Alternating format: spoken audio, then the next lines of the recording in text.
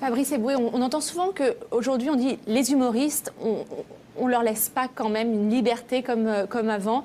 Est-ce que vous aussi, vous avez ce sentiment-là où vous dites, moi, j'ai toujours finalement dit ce que je pensais? C'est bon, si tu prends le grand changement, si tu veux, que dans les années 80, je parlais des blancs manteaux, du point virgule, etc., c'est que les gens, ils avaient la démarche d'aller découvrir des jeunes humoristes, des nouveaux talents, etc. Aujourd'hui, le seul vecteur de communication, c'est la télévision. Donc ça passe par le prisme de la télé. Et comme la télé est super cadrée, je ne sais pas si on n'a pas le droit ou si on se met des barrières tout seul, mais en tout cas, aujourd'hui, tu découvres un artiste, tu dis il fait à peu près ça, et on ne peut pas aller super loin à la télévision. Et quand tu te fais ta promo à la télé, il faut que ça corresponde à peu près à ce que tu fais sur scène. Et donc, le problème, il est plus là aujourd'hui. Après, moi, sur scène, j'essaye de parler plein de choses. Par exemple, tu prends la politique, c'est un truc qu'aujourd'hui, tu as l'impression qu'il n'y a plus que Bernard Mabille et Audezane qu'on peut parler de politique sur scène, alors que ce n'est pas forcément ringard de dire ce qui se passe aujourd'hui dans ce pays-là. Moi, j'essaie de l'aborder de diverses façons dans mon spectacle. Après, non, je pense que c'est aux humoristes de se prendre en main. Moi, je pense qu'on est des poils à gratter, qu'on est là pour ça. Maintenant, c'est à chacun. Bruno ? Oui, non, mais c'est vrai mais c'est surtout qu'il y a une époque où on vit dans une époque où il y a beaucoup de choses qui sont considérées comme politiquement incorrectes et qu'on peut plus aborder comme on l'abordait. Quand je vois comment des proches parlaient, même parler des juifs, parler des noirs, parler du sexisme, de l'homophobie, etc. Autrefois, avec une liberté de ton qui faisait qu'on ne pouvait pas le soupçonner d'être antisémite. Ou aujourd'hui, effectivement, quand on aborde certains des sujets, t'as des corporations qui tombent sur la gueule, t'as t'as des lobbies qui s'inscrivent, qui font que maintenant on essaie de cadrer les humoristes dans un truc qui ont du poil à gratter, certes, mais pas du poil véritablement à déranger. La liberté d'un des proches, par exemple, c'est incroyable ce que des proches pouvaient dire. Christophe Lévesque, quand même, super loin en politique et il a une liberté totale. Mais même Bedos, comment il parlait, on parle du stand-up. Les proches aujourd'hui, il ferait les mêmes textes qu'il faisait dans les réquisitoires. Mais il se ferait déglinguer.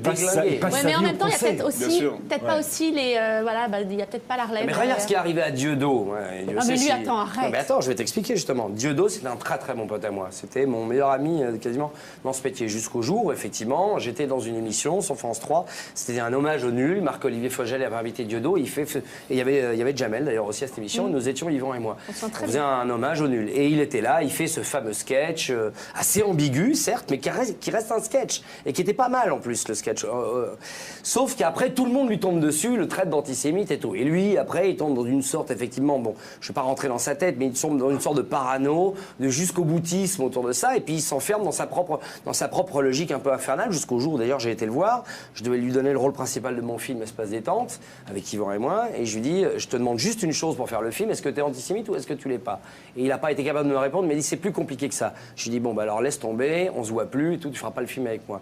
Mais pour autant, ce type-là a été mis au banc des humoristes, et je peux t'assurer, je te jure qu'à une époque, Dieudo aurait fait ça, on lui aurait pas chié sur la gueule comme on l'a fait. Oui, après qu'il se soit enfermé dans une logique où maintenant il travaille avec Alain Sorel, il va serrer la main de Le Pen et tout.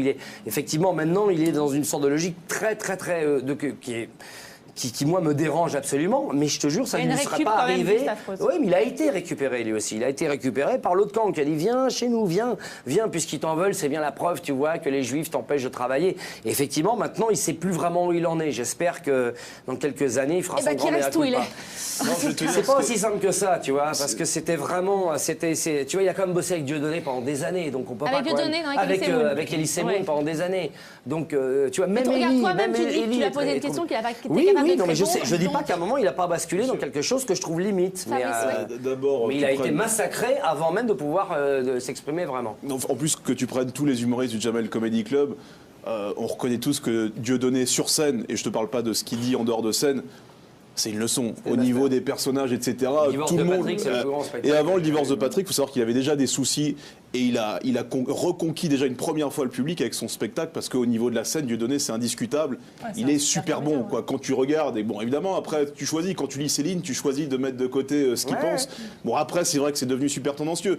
Le seul truc qui est dommage, c'est que Dieudonné, qui était un artisan, peut-être un des derniers de la liberté d'expression, toute sa démarche, finalement, ça a été l'inverse. Et que ça s'est encore plus refermé depuis ces incidents. Et moi, avec ma gueule, tu penses bien que je dis le mot juif ou autre pendant mes spectacles, il y a l'espèce de fantôme du Dieudonné qui ressort à chaque fois, quoi, à chaque coup. Et c'est ça qui est juste dommage, c'est que finalement, ça a servi à encore reculer au niveau de la liberté d'expression, etc. Et je pense que s'il avait Si le fond était bon, s'il était juste venu sur un plateau dire voilà, je m'excuse, je le pensais C'est pas. sûr, il a essayé un moment et puis il a continué à faire une sorte de provoque dont il sait dans laquelle il s'est enfermé. C'est vrai en tout cas, il y a une vraie liberté. Je veux pas brûler ce qu'il a été. Quand tu voyais le divorce de Patrick, il évoquait moi, sur le sincèrement, terrorisme et tu tout. m'en voudras pas, mais j'ai pas du tout envie de faire un hymne à Dieudonné, plutôt